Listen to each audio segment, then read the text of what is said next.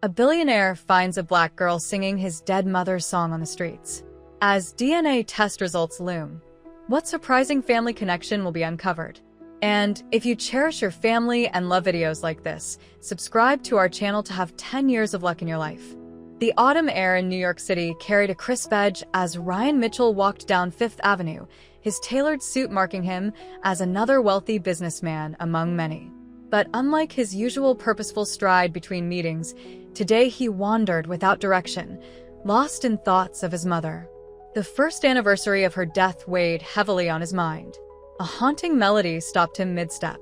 The voice carried through the crowd, drawing him toward a street corner where a young woman stood performing. Her weathered guitar case lay open at her feet, containing a sparse collection of dollar bills and loose change. But it wasn't her modest setup that captured Ryan's attention, it was her voice. The song she sang, a soulful rendition of Moon River, was the same lullaby his mother had sung to him throughout his childhood. Ryan stood transfixed, briefcase hanging loosely at his side. The performer, who he would later know as Zoe, commanded the small space she occupied with a presence that belied her simple appearance. Her voice carried the same raw emotion, the same subtle vibrato that had characterized his mother's singing. The similarity was uncanny, almost unsettling.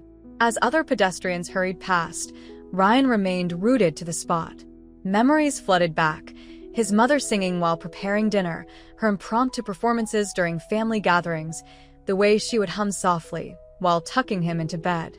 He hadn't allowed himself to dwell on these memories since her passing, but now they rushed forward with overwhelming clarity. When Zoe finished her song, the spell didn't break. Ryan watched as she acknowledged the scattered applause with a genuine smile, noting how she thanked each person who dropped money into her case. Her authenticity struck him as remarkable in a city known for its hardened exterior. Without consciously deciding to do so, Ryan found himself approaching her as she tuned her guitar for the next song. "That was beautiful," he said, his voice carrying more emotion than he'd intended. Moon River. It's not a common choice for street performers. Zoe looked up, her initial wariness giving way to curiosity as she assessed him. "Most people prefer current hits," she replied, her speaking voice carrying the same warmth as her singing. "But sometimes you have to play what feels right, you know? My mother used to sing that song," Ryan found himself saying. "She passed away last year. Your version, it reminded me of her." Something in Zoe's expression softened. "I'm sorry for your loss," she said, and unlike the countless condolences he'd received at the funeral, her words carried genuine empathy. "Music has a way of keeping memories alive. That's why I do this. Every song carries something special for someone." Their conversation flowed naturally, moving from music to their respective backgrounds. Ryan learned that Zoe had been performing on the streets for 2 years, choosing freedom and artistic expression over a stable office job. She spoke about music with a passion that reminded him of the way his mother used to describe it, as something vital, as necessary as breathing. As they talked, Ryan noticed details about Zoe that struck him as familiar. The way she gestured when making a point, how she tucked her hair behind her ear when thinking, the slight tilt of her head when listening intently. These small mannerisms nagged at his subconscious, creating an inexplicable sense of connection. Time slipped away until Zoe glanced at her watch, apologizing as she began packing up her guitar. "I have another spot booked across town," she explained. "The good corners are competitive, you have to keep a schedule." Ryan felt an unexpected reluctance to end their conversation. He reached for his wallet, intending to leave a generous contribution, but stopped himself. Something told him that would be the wrong move, that it would shift their interaction into a different category, one of performer and patron rather than the genuine connection they'd established. Instead, he handed her his business card. "If you ever need anything, or just want to talk about music," he offered, feeling uncharacteristically uncertain. Zoe accepted the card with a small smile, tucking it into her guitar case. "Thank you, Ryan Mitchell," she said, testing his name. "Maybe our paths will cross again." As Ryan watched her disappear into the crowd, he couldn't shake the feeling that this chance encounter held more significance than he could understand. He had met hundreds of people in his position as CEO, But none had affected him quite like this street performer, with her familiar songs and haunting voice. That night, for the first time since his mother's passing, he dreamed of music, of lullabies, and of connections yet to be discovered. Ryan couldn't shake the lingering effects of his encounter with Zoe. Over the next few weeks, her rendition of Moon River played repeatedly in his thoughts, intertwined with memories of his mother.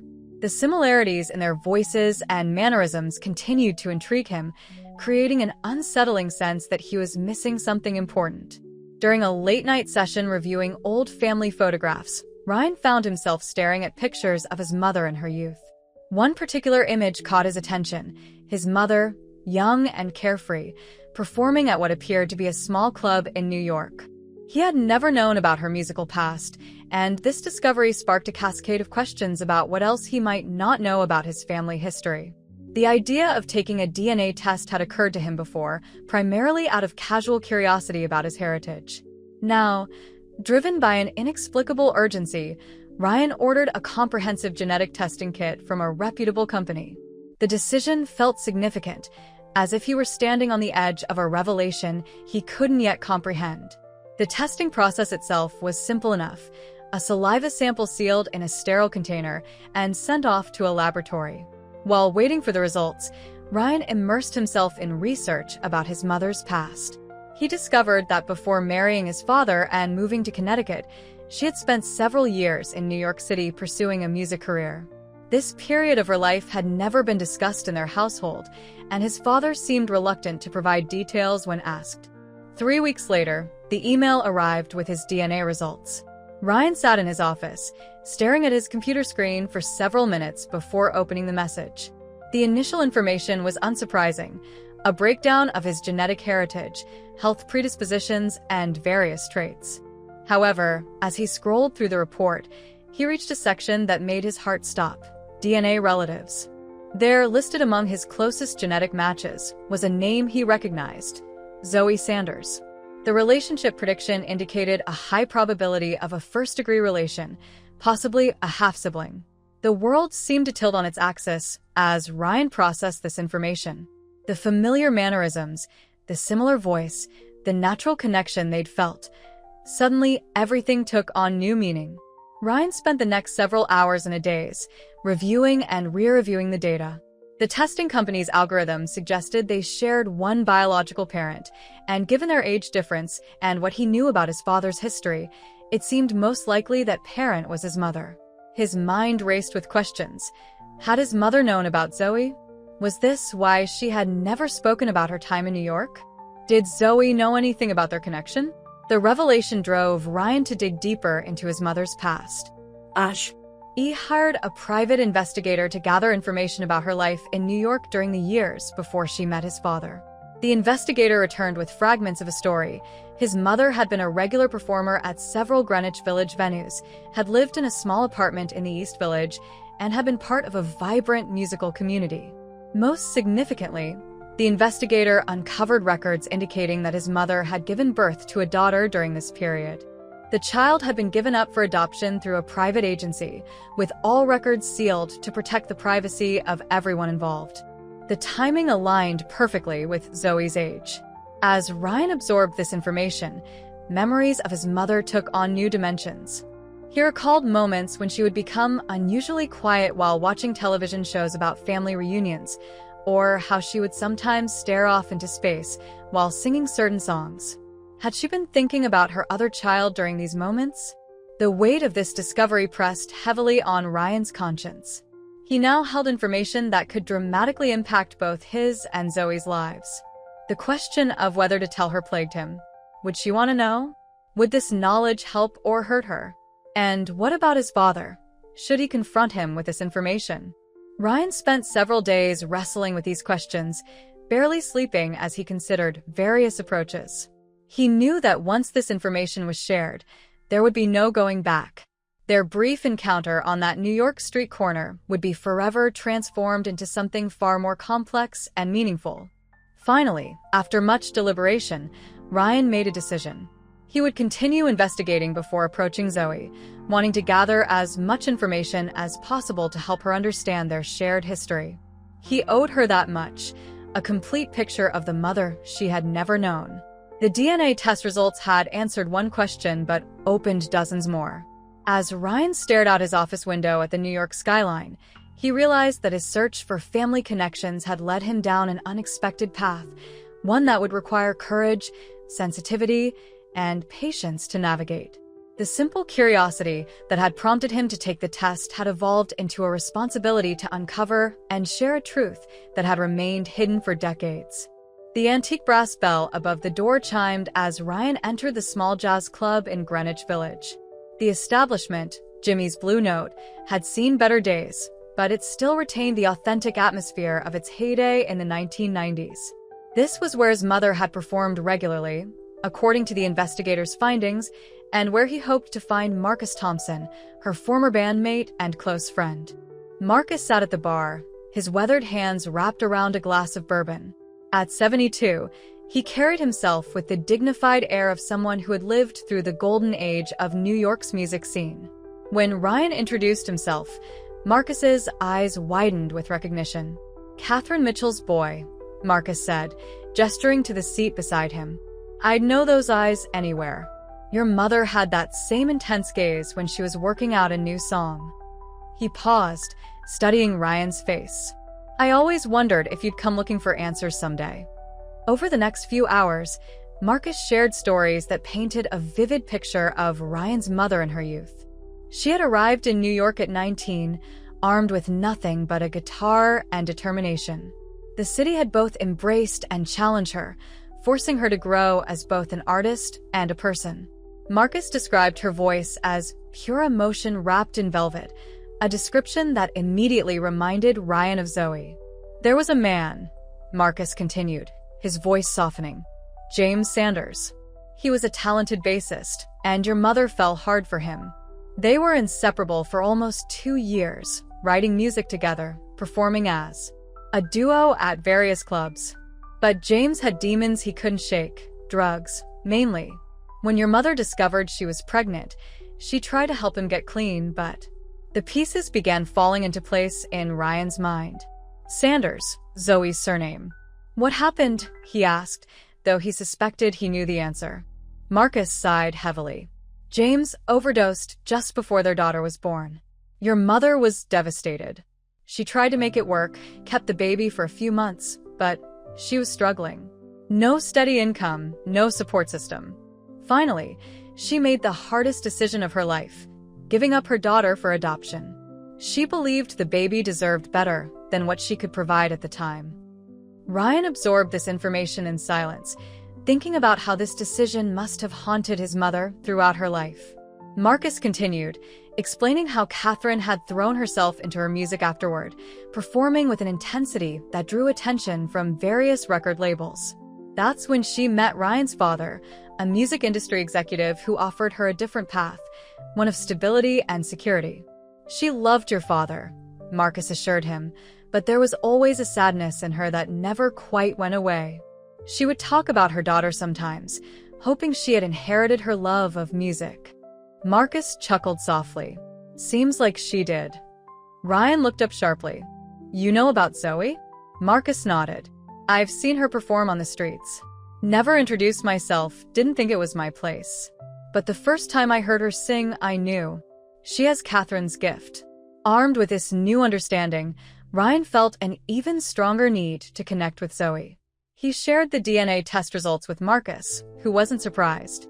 "Your mother would be happy to know you found each other," he said. "But be gentle with this information, Ryan. It's a lot to process." That evening, Ryan called Zoe and asked to meet. They arranged to get together at a small cafe near where they'd first met. As they sat across from each other, Ryan carefully shared what he had learned, watching as emotions played across Zoe's face: shock, disbelief, anger, and finally, a glimmer of understanding. "I always knew I was adopted," Zoe said quietly, "but I never thought. The music, the connection I felt when we met, it makes sense now." She wiped away a tear. "Tell me about her, please." Ryan spent the next hour sharing everything Marcus had told him, along with his own memories of their mother. Zoe listened intently, occasionally asking questions or sharing her own thoughts. When he mentioned their mother's favorite song, Moon River, Zoe's eyes filled with tears. "I learned that song when I was 12, she revealed. "Something about it just spoke to me. I had no idea." Her voice trailed off, overcome with emotion. As they talked, their shared connection grew stronger, no longer just a mysterious feeling, but a tangible reality. Zoe suggested they could honor their mother's memory by recording her song together, giving it new life through their unique bond. The idea resonated with Ryan. It felt like the perfect way to bridge the past and present, to create something meaningful from their unexpected discovery. As they began planning the recording, both felt their mother's presence in every note, every word, every shared moment of understanding. The recording studio Ryan booked occupied the top floor of a renovated warehouse in Brooklyn. Its modern equipment contrasted with exposed brick walls and wooden beams, creating an atmosphere that balanced professional polish with artistic authenticity. As Zoe stepped into the space, her eyes widened at the sight of the grand piano, professional microphones, and state-of-the-art mixing board. Ryan watched her reaction carefully, concerned that the studio's opulence might make her uncomfortable.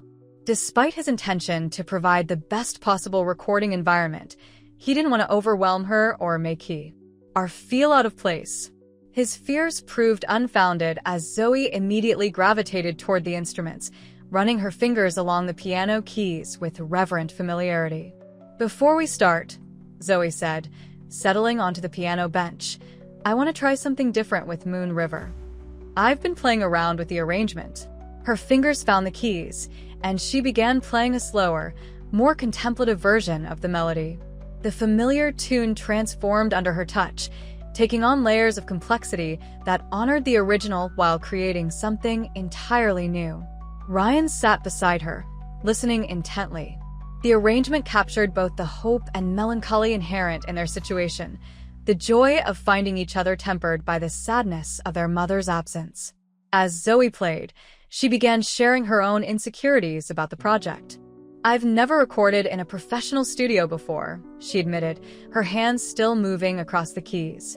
"Street performing is different. If you make a mistake, the moment passes and you move on.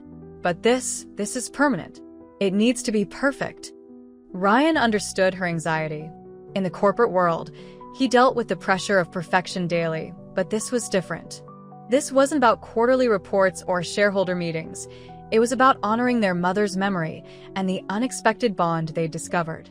They spent hours that first day just talking and experimenting with different arrangements. Zoe shared stories about her adoptive family, loving people who had supported her musical pursuits even when they didn't understand them. Ryan talked about growing up with their mother, revealing small details that helped Zoe build a picture of the woman she'd never known.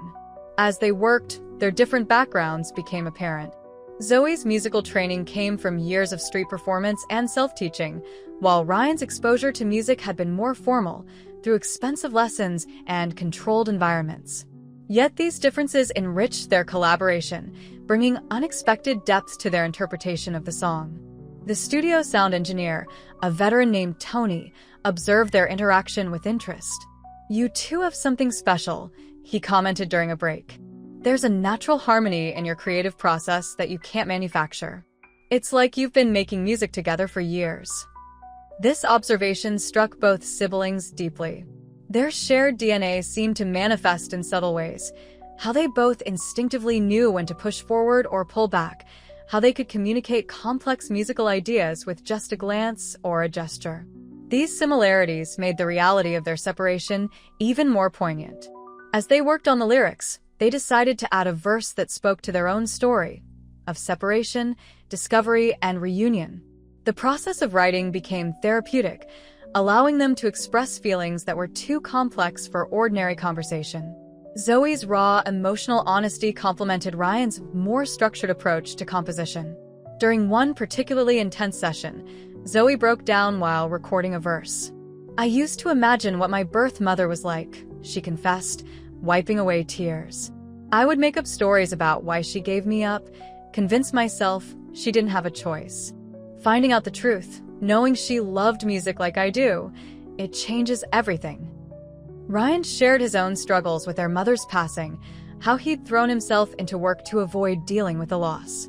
"She would have loved to see this," he said, gesturing to their collaboration. "She always said music had the power to heal, to bring people together. I never fully understood what she meant until now." The recording sessions became more than just about creating a song.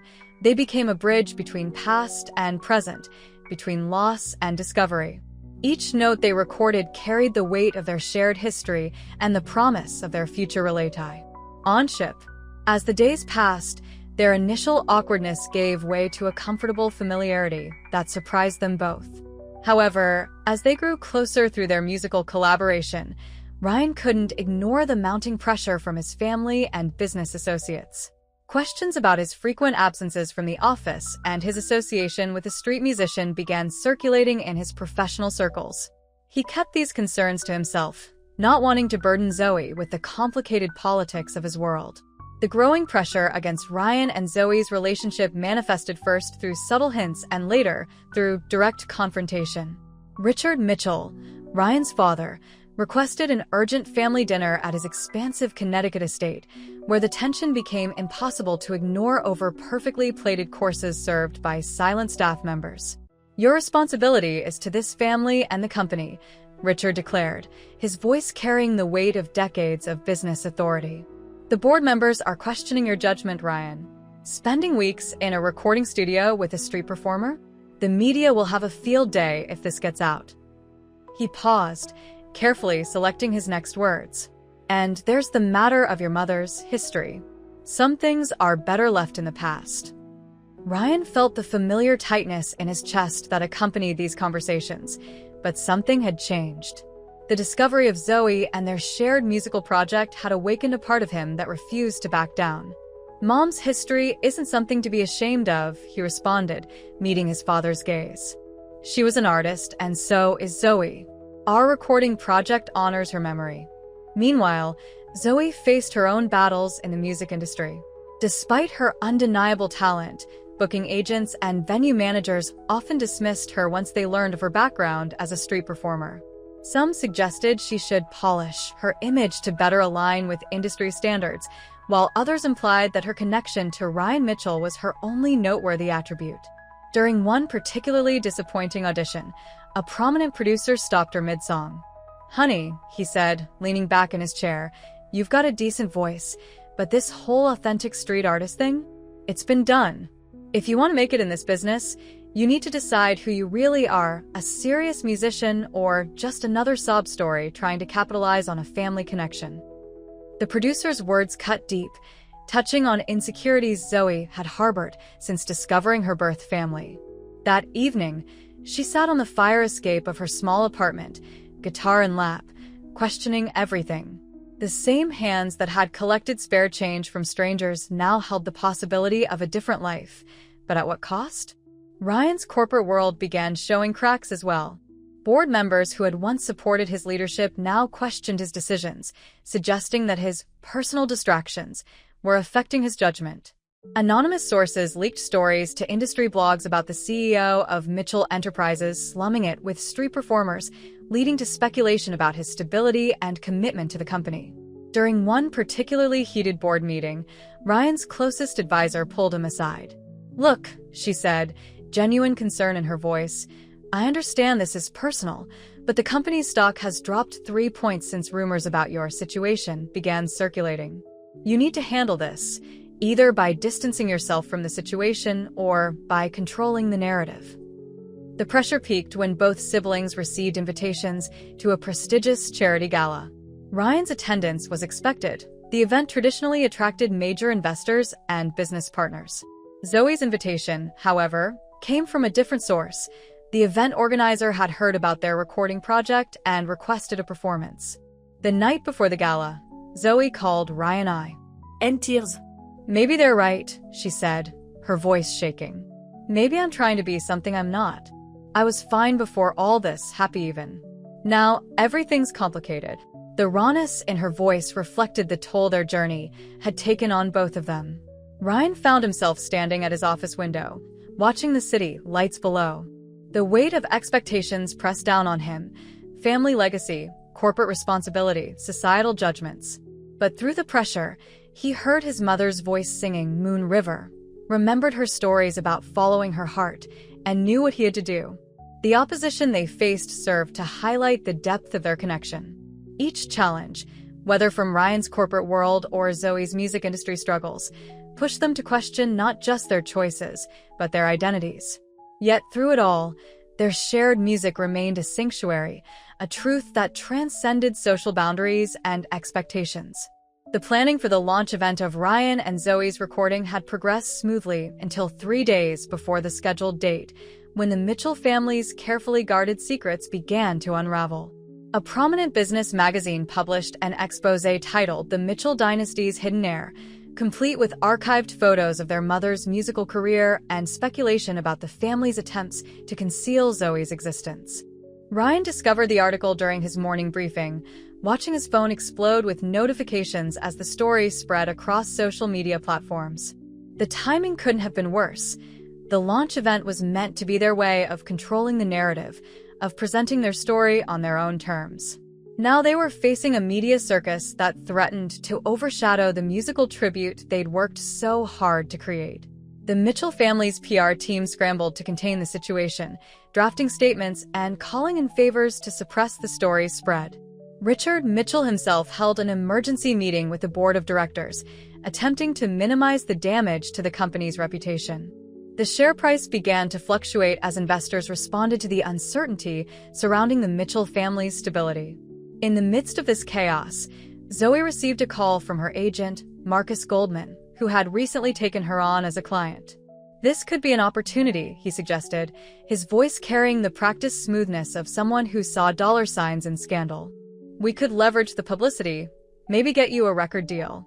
People love a rags-to-riches story, especially one with this much drama. The suggestion made Zoe physically ill. She'd spent years building her identity as an independent artist, and the thought of capitalizing on this family crisis felt wrong. Yet the pressure to respond to the media attention mounted. Reporters began camping outside her apartment building, shouting questions about her relationship with the Mitchells and her mother's past. Overwhelmed by the sudden invasion of privacy and concerned about the impact on Ryan's position, Zoe made a difficult decision. She drafted a message to Ryan, explaining that she needed to step back from the launch event. Your family's reputation, your company's stability, they're too important to risk for this, she wrote. Maybe we were naive to think we could bridge our two worlds so publicly. Ryan received her message during a crisis management meeting with his executive team. The words hit him like a physical blow, forcing him to confront the real cost of their attempt to honor their mother's memory. He excused himself from the meeting, ignoring the protests of his advisors, and drove to Zoe's apartment. Standing in her small living room, surrounded by the instruments and street performance equipment that represented her authentic artistic life, Ryan finally understood the true weight of their situation. We can't let them win, he said, his voice firm despite his emotional turmoil. Mom spent years hiding a part of herself to fit into their world.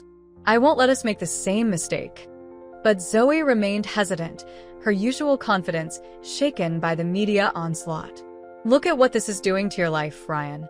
Your family, your company, they're practically imploding. And for what? A song? A sister you didn't even know existed a few months ago. The pain in her voice made Ryan realize that this wasn't just about the media scandal or family reputation. It was about belonging, about worthiness, about the right to claim their shared heritage despite their different backgrounds. The launch event had transformed from a simple musical tribute into a statement about who they were and what they valued. In the growing tension, Ryan received an unexpected call from Tony, their recording engineer. The final mix of their song was ready, and as they listened to it together in Zoe's apartment, the power of what they'd created became clear.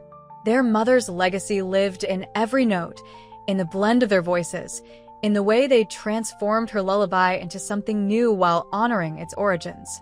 The question remained, would they let fear and external pressure destroy what they'd built, or would they find the courage to share their truth with the world? As the sun set over the city, Ryan and Zoe sat in silence, their mother's song playing softly in the background, facing the biggest decision of their newly discovered relationship. The night of the launch event arrived with a tension that hung heavy in the air of the converted warehouse space. Ryan had chosen this venue deliberately. Its industrial authenticity felt more appropriate than the gilded concert halls his family typically frequented. The exposed brick walls and wooden beams reminded him of the recording studio where their journey had begun. Behind the makeshift stage, Ryan adjusted his tie while watching the growing crowd through a gap in the curtain. His father's associates occupied the front rows, their designer suits and scrutinizing gazes creating an invisible barrier between the corporate world and the diverse mix of musicians, street performers, and music lovers who filled the rest of the space. In the corner, a cluster of reporters waited eagerly, their cameras ready to capture any hint of scandal or drama. Richard Mitchell arrived last, his presence causing a ripple of whispers through the crowd. He took his seat in the front row, his expression unreadable, but his posture rigid with disapproval. The board members flanking him leaned in to whisper comments, their eyes darting between the stage and their phones, where the company's stock price continued its uncertain dance. In the green room, Zoe paced nervously, her fingers running through the familiar chords of Moon River on an invisible guitar. Her street performance clothes had been replaced by a simple black dress, a compromise between authenticity and occasion that made her feel both transformed and somehow less herself. Marcus, her agent, hovered nearby, still pushing for last-minute changes to make the performance more marketable. Ryan found her there 15 minutes before showtime. Their eyes met in the mirror, and without words, they recognized their shared anxiety and determination. "Do you remember what Mom used to say about music?" Ryan asked, breaking the tense silence. The question caught Zoe off guard. Despite their months of collaboration, there were still so many memories she hadn't been part of. "Tell me," she said softly, stopping her nervous pacing. She said that true music doesn't care about where you came from or what you're wearing. It only cares about what you're brave enough to say. Ryan smiled, remembering his mother's voice. "I never understood that until I met you." Something shifted in Zoe's expression, a return of the confidence that had first caught Ryan's attention on that New York street corner.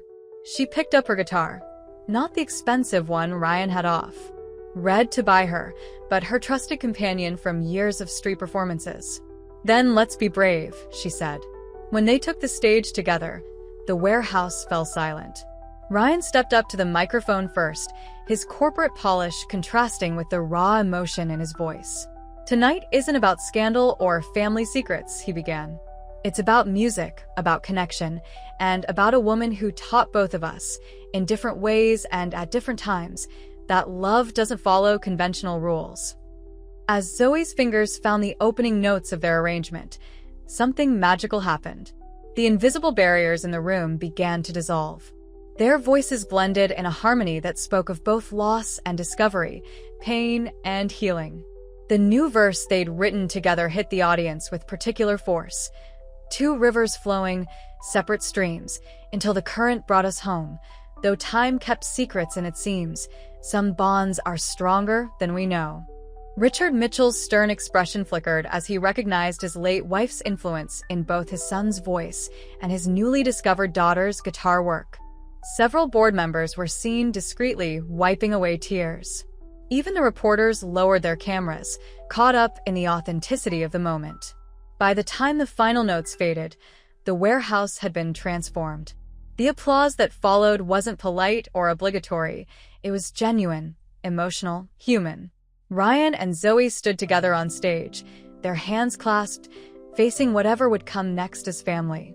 The morning after the launch event, New York woke up to headlines that painted vastly different pictures of the previous night's performance.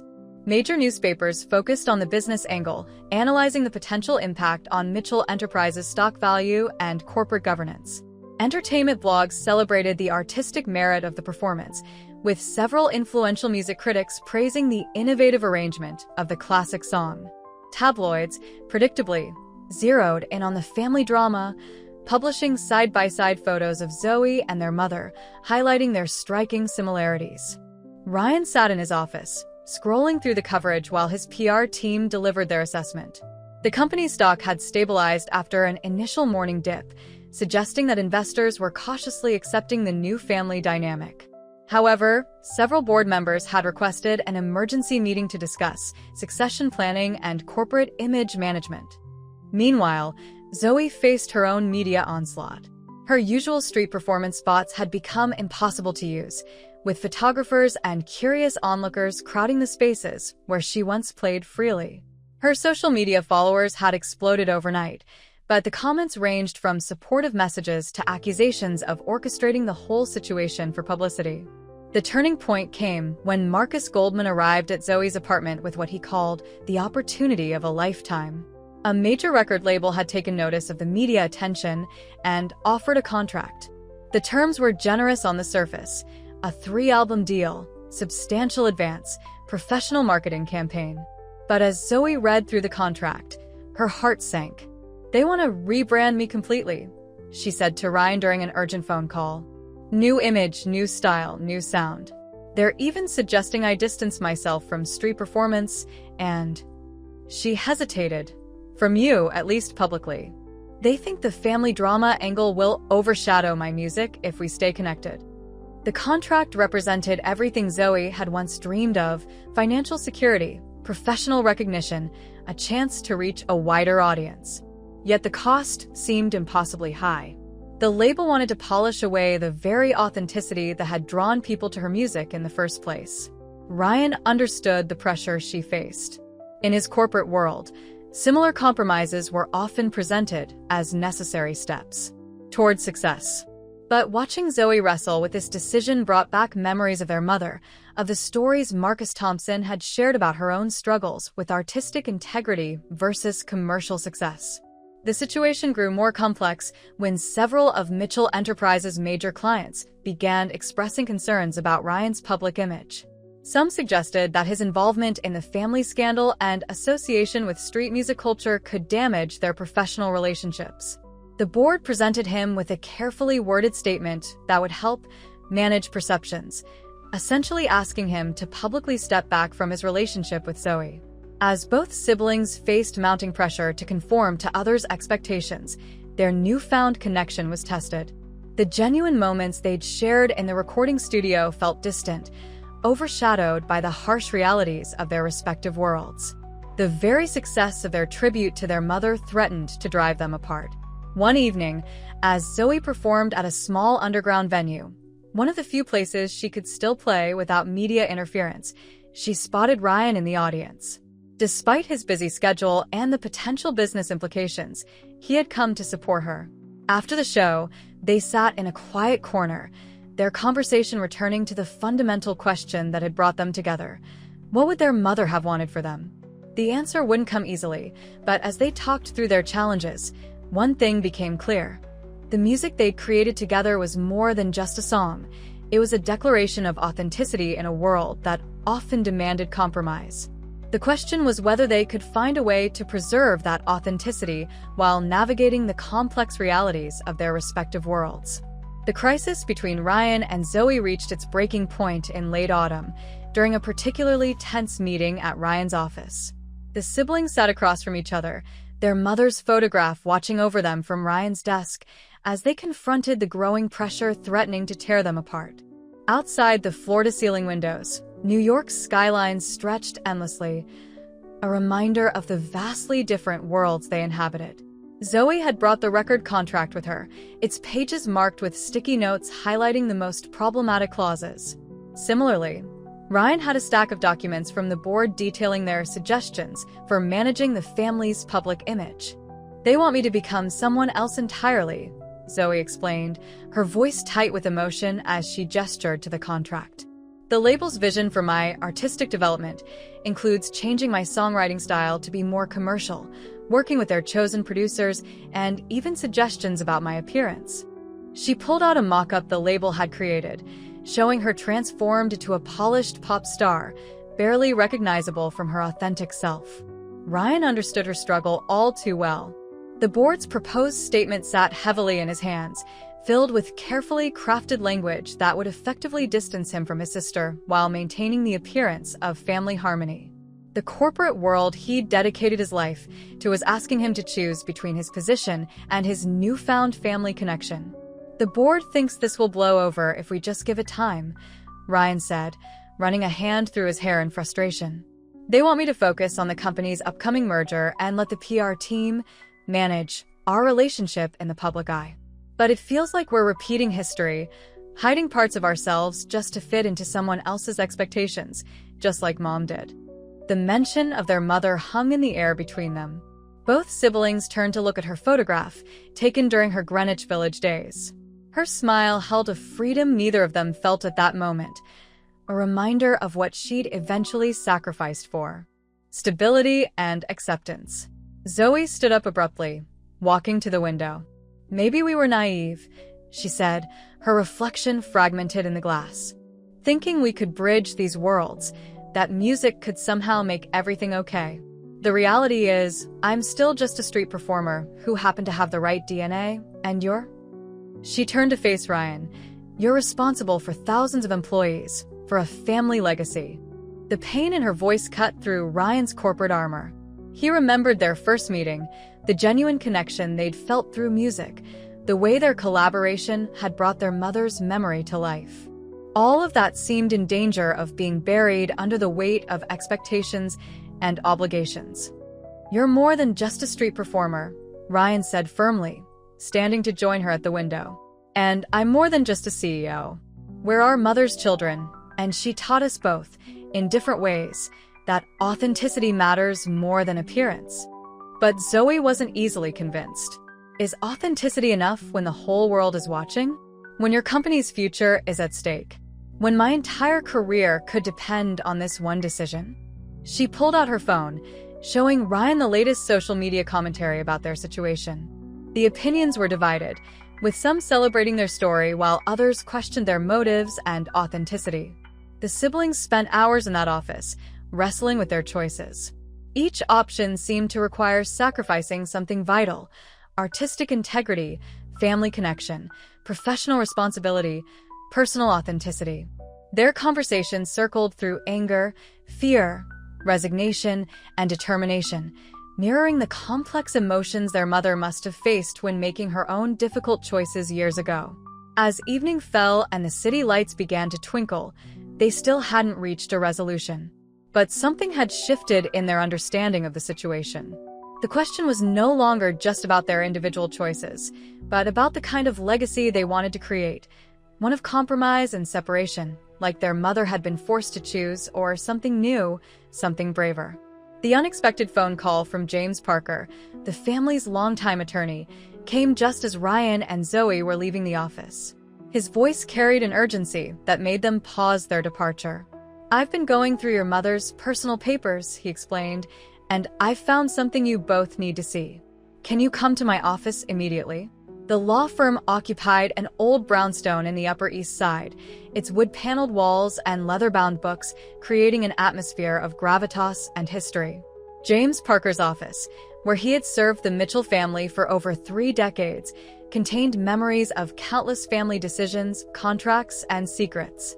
On his desk lay a sealed envelope, yellowed with age, addressed in their mother's distinctive handwriting. "To be opened only in the event that my children find each other." The siblings exchanged glances, the weight of their mother's foresight settling over them. With trembling hands, Ryan opened the envelope while Zoe stood close, their shoulders touching. Inside, they found a handwritten letter dated just months before their mother's passing, along with several old photographs and a small USB drive. The letter began, "My dearest Ryan and Zoe, if you're reading this, then what I've hoped for and feared has finally happened. You found each other, and with that discovery comes the burden of truth I've carried for so long." The letter revealed that their mother had never stopped thinking about Zoe, had never truly accepted the separation forced by circumstances and societal expectations. She had tracked Zoe's life from afar, attending street performances without revealing herself, collecting newspaper clippings of any mention of her musical achievements, no matter how small. "I made choices," the letter continued. Some for survival, some for love, some out of fear. But my greatest regret was allowing others to dictate the terms of my life, to convince me that being true to myself and my art was somehow less important than fitting into their world. Ryan, I watched you grow into the responsible, caring man your father wanted, but I always saw the music in your soul.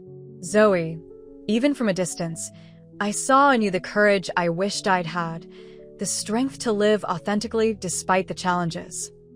The USB drive contained recordings, private sessions of their mother playing music she'd written but never shared, songs that spoke of loss, love, and the hope for reunion.